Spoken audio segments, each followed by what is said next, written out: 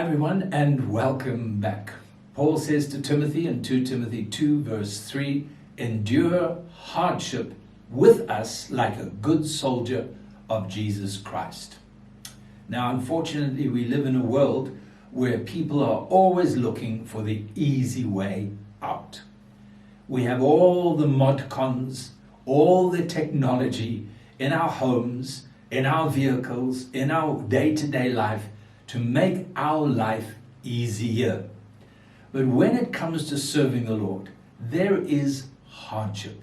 And God is looking for people who are willing to give their lives without fear, without doubt or question, to give their lives for the purposes of God and to face the hardship, whatever way it comes, knowing that we are pleasing God in this.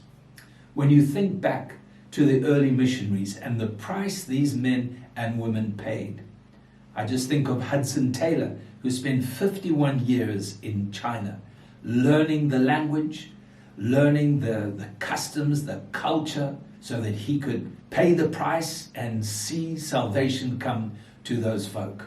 I also think of C.T. Studd, who was a famous cricket player for England and a very wealthy man in his own right. And yet he gave it all up so that he could come to Africa as a missionary, and he brought the gospel. And those men and women in those days, they faced incredible hardship, going into foreign lands, foreign languages, facing the disease, facing all the difficulties of that time. But there was something in their heart that enabled them to persevere and to go the full distance. And you see, that's what God is looking for from each and every one of us.